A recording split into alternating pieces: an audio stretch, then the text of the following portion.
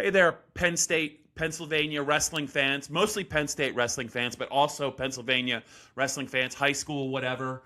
Bob Flounders here with Jim Carlson. Jimmy, I know it's sad for you. We're almost out of February. I know you really enjoyed the last 10 weeks of harsh weather. But with that harsh weather, Jimmy, came some really impressive Penn State wrestling. And that Penn State concluded its dual meet season last Friday at home against overmatched Princeton. No big surprise. Another shutout. Number 8 for Cael Sanderson's program. It is on to the postseason. They're going to host the Big Ten Championships March 7th and 8th at Bryce Jordan Center. After that, the Nationals are in Cleveland. I know that you're looking forward to that. We could talk a little bit about the Big Ten championships that are coming up, but we got to get to a couple of things. Your thoughts, number one, on Penn State, Princeton, briefly, and what you kind of gleaned from that. Also, your thoughts. You've covered wrestling for a long time on the passing of a legendary figure in college wrestling, in wrestling in general, and I did get a glimpse of that Oklahoma State performance against Iowa on Sunday night on national TV. Those guys look like they have come a very long way under David Taylor. They were very impressive. A lot of the public is wondering about what would happen if Penn State and Oklahoma State would knock heads in a dual meet this year. We can get to that too, Jimmy. But now that I'm done rambling, I guess we're going to start with Penn State, Princeton. We don't have to talk a lot about it, but you were there. What'd you think? Well, first of all, it feels weird this week to go without a wrestling match. But yeah, the Princeton, as expected, a shutout, right? And really the only thing that stood out to me, well, one of the things, I guess, was the 125-pound bout, where I've never seen anything like it. Where Yeah. Luke Lillidahl and what was his name, Max McGowan or something like that, the kid would not wrestle. And he would keep gripping the fingers. You know, he wouldn't even get in close enough for underhooks. He'd go on one knee. He'd play the edge. He gave up a warning and a stalling point in the first period, which is hard to do. And then he gave up the next call, which is a point in the second period. The fourth call then is 2 points. And at that point, the scorekeeper knew it was 2, but the referee only signaled 1. So there started the confusion. And then when the fifth call came for the DQ with 8 seconds left, the referee didn't think it was over. So he had to go to the desk or the table, and you know, they're looking through all the warnings and the calls and the points that went up. Finally, they DQ'd him. And then the kid didn't want to shake hands. And Joe Dubuque was going crazy, the Princeton coach, and you know, he was upset with the kid. Yeah. But yeah, I've never seen anything quite like it. But Jimmy, I have to say though, it sounds like what the kid decided to do. The coach had no idea he was going to do that. Why even bother wrestling? Why not just forfeit if you're gonna do that? That doesn't really make a lot of sense. And I think and it wasn't a bad he wrestler. would have been better off getting teched out in 90 seconds than to do that. He's going to be, I don't know what year he is, but that's going to follow him around. Yeah, and the kid's ranked. He's not a terrible wrestler. He had both shoulders wrapped. He had a thigh or a shin to thigh leg sleeve on, so he wasn't the healthiest. But yeah, it was pretty bizarre. But other than that, you know, everybody was sharp, most everybody. And now the week off, and here come the Big Tens. Yeah, Jimmy, real quick, just on the Princeton match, I only mention it because I saw some of the latest Intermat rankings. Cole Mirasola is now number 5, I think, in Intermat. And just to touch on him, I don't want to say he got a breather against Princeton, but he had some pretty tough sledding in some of Penn State's most recent dual meets throughout the month of February. Just about everyone he hit was really, really good. He wrestled all of them tough. He lost a lot of close bouts, but then he got, I would say, a breakthrough win during the Ohio State duel against Feldman. Mm-hmm. He now sits at number 5. And before we look any further ahead, I know you don't really move forward off of a match against a Princeton heavyweight, but It just seems like he is absolutely trending in the right direction. And to be ranked number 5, considering I think he was ranked number 12 a couple of weeks ago. Just your thoughts on that? Do you think he is a top 5 kid at the weight, or do you think he still has some things to prove? Well, combination. Yeah. Do I think he's top 5 at the moment? Maybe we'll see the next weekend. Yeah. Because the Big Tens are going to be a difficult task for him. But yeah, he is certainly on an upward trend, and these matches in January, February have done nothing but helped him. Yeah. And because I want to see him wrestle Nathan Taylor again. I want to see him wrestle Christian Carroll again, the kid, the Wyoming kid who cleaned him up pretty badly in Wyoming. And I just I think it'll be different. He'll probably get Feldman again next weekend, right? And there's guys like from Illinois and Nebraska, and so the Ferrari. So yeah, it'll be very interesting to see what happens. But it's all going to depend at the Nationals on the pairings, and if he gets the right pairings, gets those first 3 wins, gets to the quarter, or at least 2 wins, get to the quarterfinals. Yeah, I think he's top 8 minimum, and then go from there, and then it's up to him. Yeah. So he's definitely, so many of these Penn State kids are unbeaten, and you feel like you have a pretty good idea of what their potential is. But he, I think, is the one Penn State wrestler, maybe PJ Duke, but he's only got 1 loss, and that was to Antrell Taylor by the slimmest of margins. Those are the 2 guys, really, as the postseason unfolds, that I think a lot of Penn State fans want to see just how far they can go. PJ Duke was obviously, he's only a freshman, but big things were expected of him, and he held his own, more than held his own against the Nebraska kid. So I think really Mirasola is a guy, considering he's given away a little bit of weight, but the progress that he's made, I think a lot of Penn State fans are curious to see not only what he can do in State College in the Big Ten championships, Jimmy, but also, if he does well, where will he be seated at nationals, and what's he capable of doing out there? Yeah, and that will be the key coming out of the Big Tens. What seed then he'll get at the nationals, because he needs top 8, and I'm pretty sure he will get a top 8 seed. You don't want number 8, and then you get number 1 in the quarterfinals. But yeah, I would 6 would probably be realistic if he has a good Big Ten tournament, and that's a fair seed. Yeah. All right. So before we get to the Big Ten tournament and some your allocation thoughts, I just wanted to get your thoughts, because it actually does tie in a little bit to the Penn State wrestling program, given who he coached. But Bobby Douglas, one of the all-time greats in the sport, as a coach, as a wrestler, passed away. I don't know many details. I just know on social media there were a lot of people that really, really recognized all that man did for the sport. I know you feel strongly about it as well, but just your thoughts for Penn, maybe for people who are listening or watching who really, he was older, so maybe for a lot of people who don't realize who Bobby Douglas was and what he did, just some background on him and your thoughts on him, maybe his legacy. Well, he was 83, Bob, which these days isn't all that old. He coached at Arizona State and then Iowa State. Mm-hmm. He had 400 coaching wins. He was known for a lot of things, but he was the first black USA wrestler in the Olympics in 1964 and 1968. Then he coached Arizona State to a title in 1988.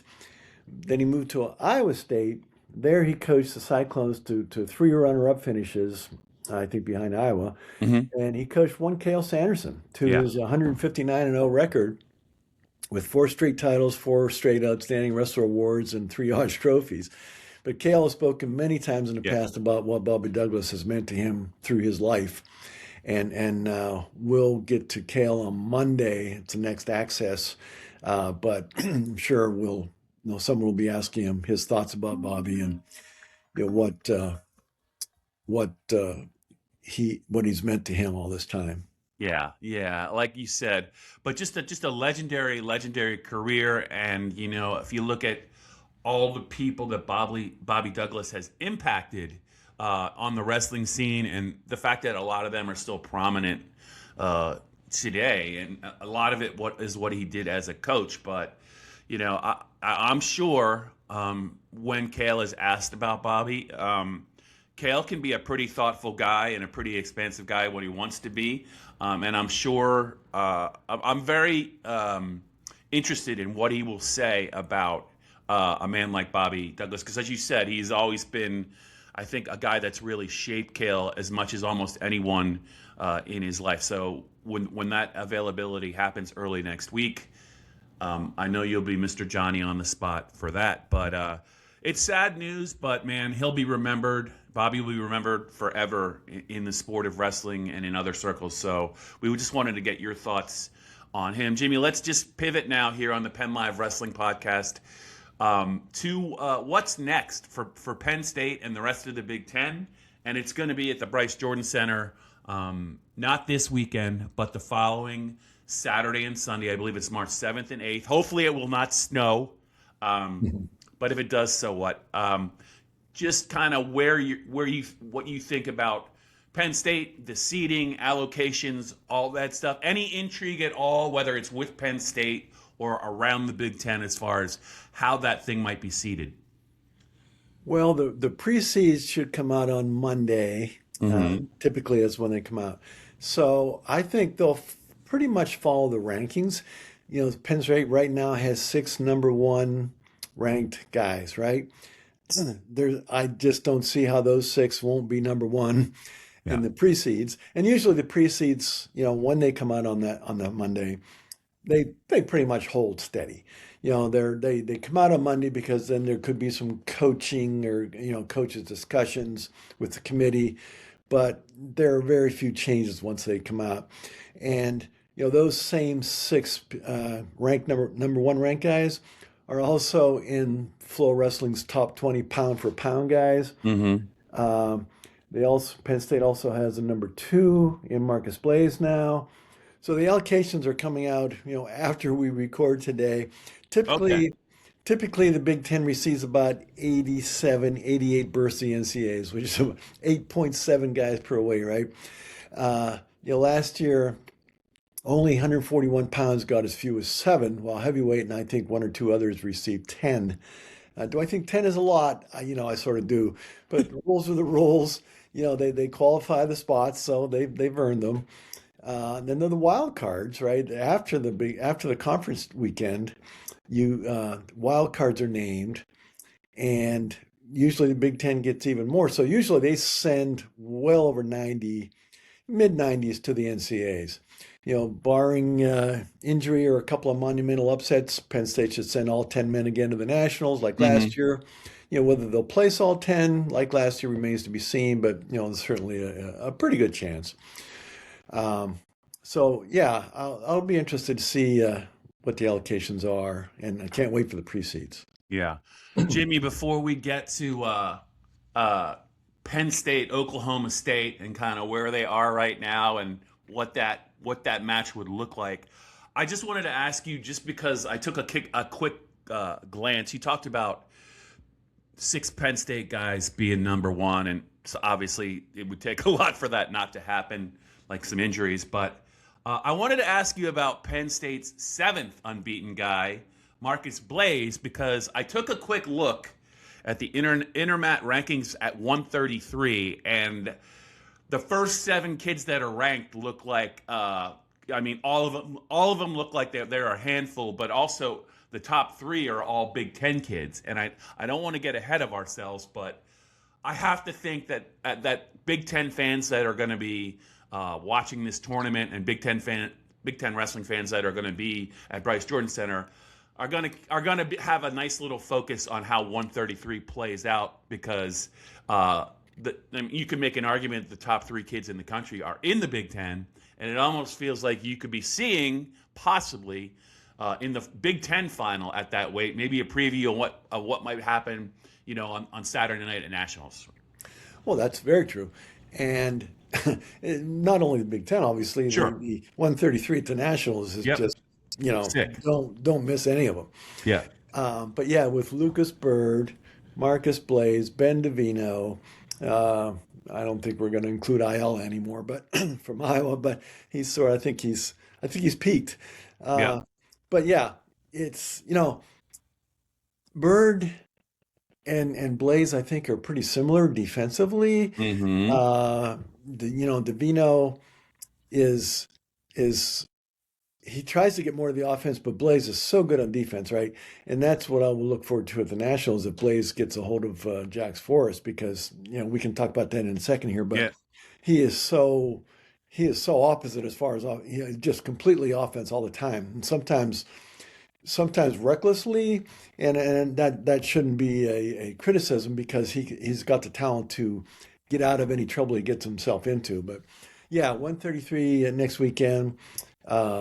184 heavyweight, all good stuff, all good stuff. Plenty of others, but those three stick out. And 157 even. Yeah, Jimmy, and also let's give a shout out to a Pennsylvania wrestler, Aaron Seidel, I believe Northern Lebanon, who is had a heck of a year down at Virginia Tech. I'm not even sure.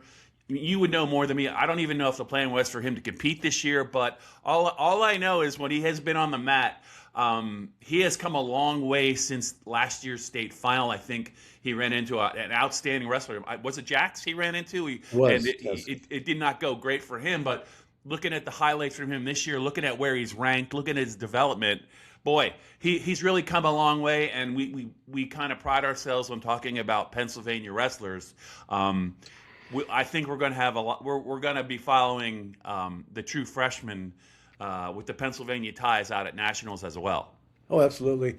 And Seidel and Forrest last year at the States was 7-1, but it wasn't a 7-1 match. Yeah, It was almost, well, it was 4-1, and yeah, Seidel came very close to tying it at 4. yeah, Didn't get to take down, and then Forrest got a late one. So that that made the gap. That created the yep, gap. And so, yes, the plan was to redshirt. Tony Roby was redshirting him this year. Then an injury came along, and he had no choice but to put him in. Then they wrestled. They hosted Oklahoma State 2 weekends ago, and it was what was it, 12-11? 14-10 or something like. It was a high scoring match, wasn't it? Yes, it was.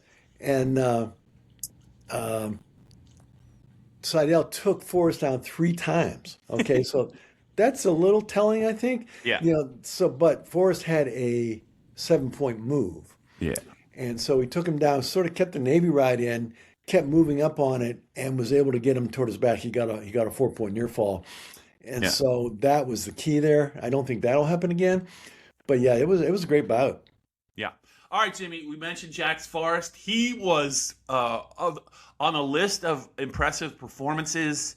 I think in that Sunday night duel between Oklahoma State and Iowa on ESPN or ESPN2. I caught quite a bit of that. Man, it's just I watched that program, David Taylor and Tom Brands' Iowa team, and there's a lot of talent on both sides, but watching their style of wrestling, the way that they wrestle, it felt to me like two programs headed in opposite directions, one trending way up, the other one I think trending down. I'm talking about Iowa. Just your thoughts on maybe that and where Iowa is, and then we can pivot right into, hey, where Oklahoma State is wrestling and how they're wrestling right now. What do you think potentially if they had met in a dual meet, prior to this year's postseason tournament, that would have looked like? Well, first, I'm going to look back a little bit, Bob, Oh, because I'm going to look at what might have happened, okay, okay. with Iowa and Oklahoma State. So Iowa doesn't have Nasir Bailey at 141, Angelo Ferrari at Yeah. 84, Ben Cooter at heavyweight, or legitimate 197 pounder. Yeah. So let's look at 141. Sergio Vega pins Cael Peterson. Vega would beat Bailey, but I don't think he pins him. So Sure. that's 29-11 instead of 32-11. Yeah. I do believe Ferrari beats the Penn State transfer Zach Ryder, so that's 26-14. Yep. I also think Cooter would beat Connor Doucette, so that's 20-17 because Doucette had a fall. Okay. And then if the Brands hadn't asked Misoma and Dean to lead the program for unknown but very rumored wrestling or reasons, Yeah. I think he beats Cody Merrill, so that's 20-17 Iowa. Okay. Okay. None of that happened, Bob. None of that happened. The score is the score.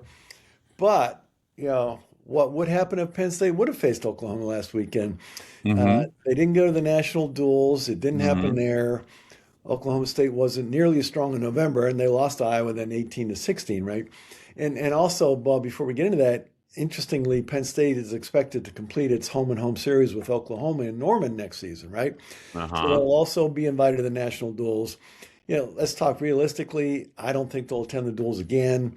And I'm going to go out on a limb and say that a 75-mile trip to Stillwater for a match with the Cowboys after the Oklahoma match, probably also unlikely, but that's just me, and we'll see what happens.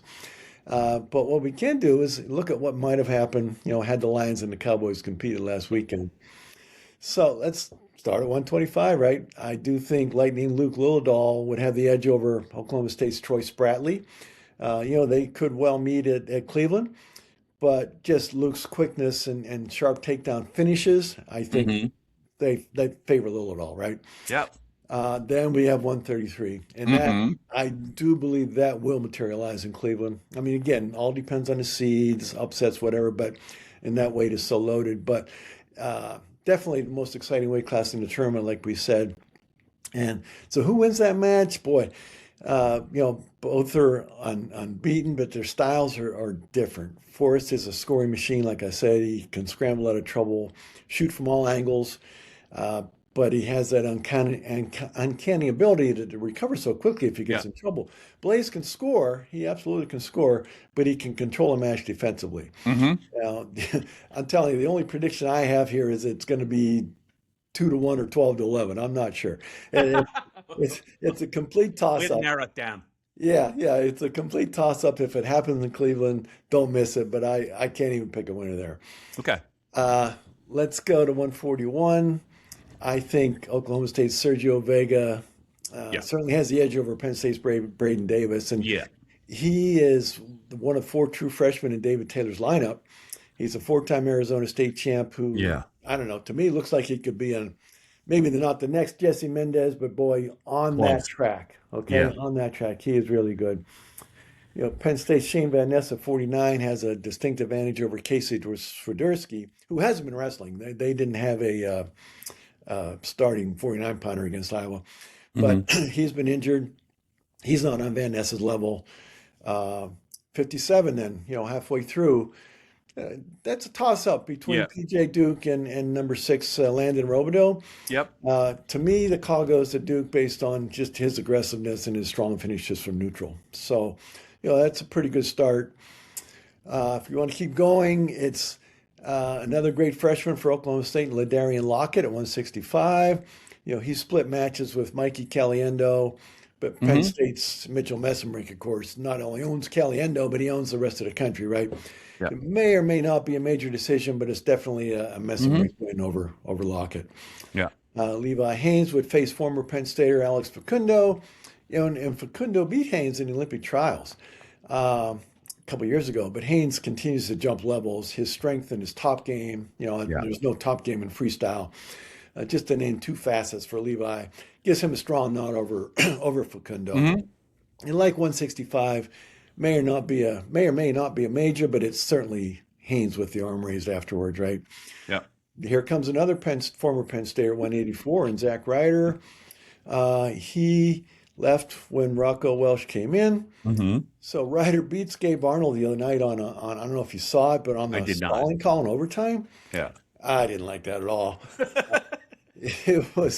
I thought it was a horrible call. Yeah. They were out of bounds, and so Ryder makes a move toward Arnold when they were both clearly out of bounds, and he got the ending. It took a lot of guts to make that call, and I don't know if it was brains or if it was enough brains either. But Ryder's had an up and down season.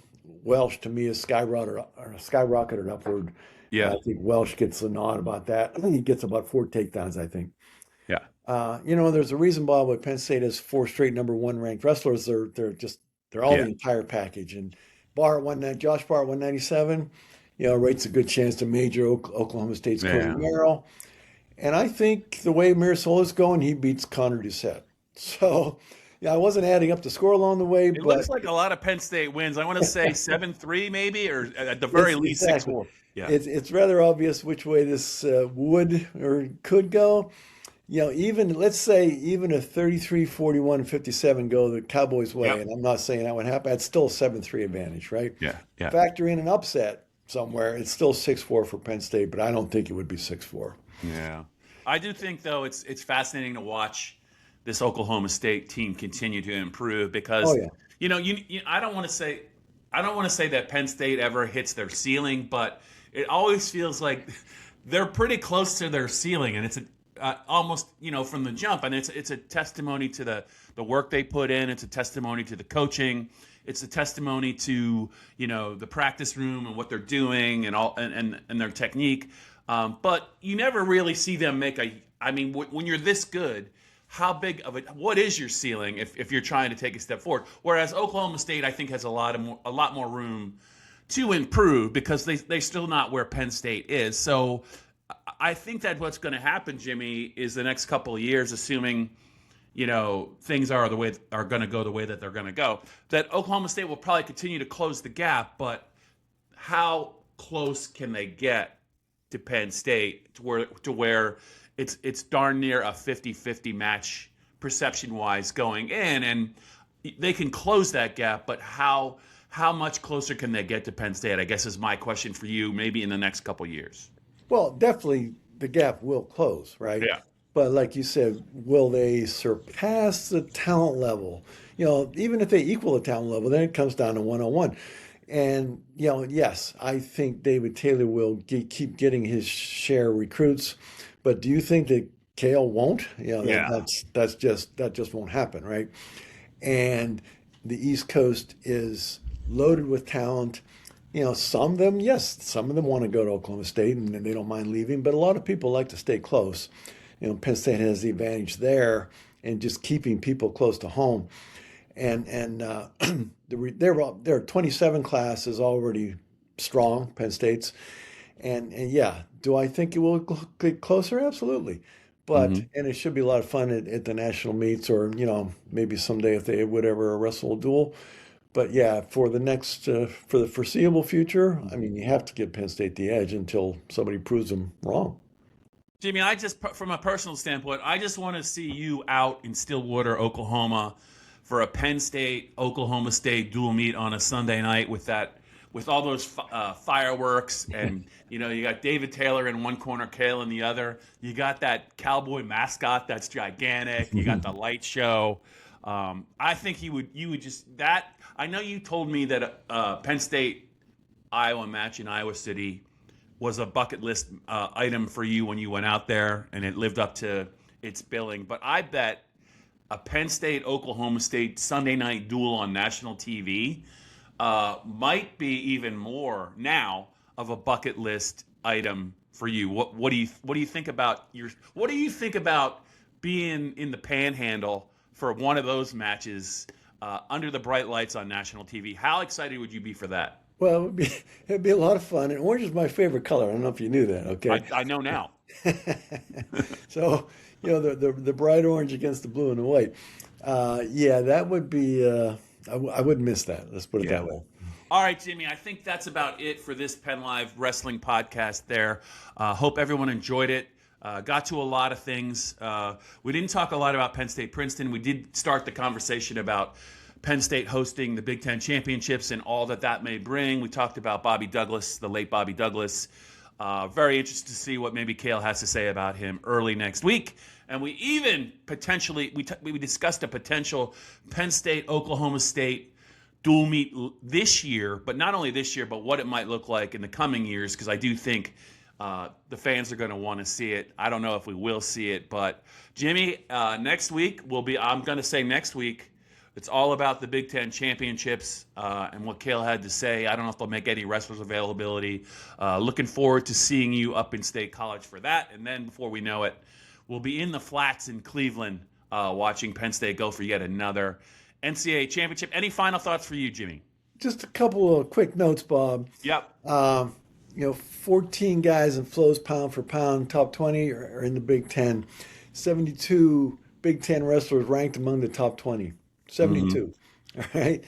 And here's the most important note, Bob. Cael's cookie is back in stock. What? All right, it was on Instagram yesterday. We buried the lead. I expect I expect you to have a case for us. We can munch on Where them can next I week. get them? Do I have to? You have to order them? Like, You didn't do, you doesn't do. doesn't Clay Stedman have like an inside?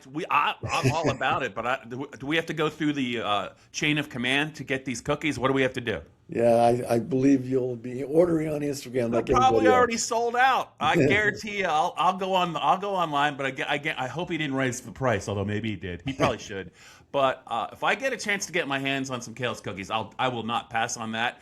I thoroughly enjoyed your review a few weeks back. It seemed like you enjoyed them as well. But that is a note for Penn State wrestling fans that they're now back in stock.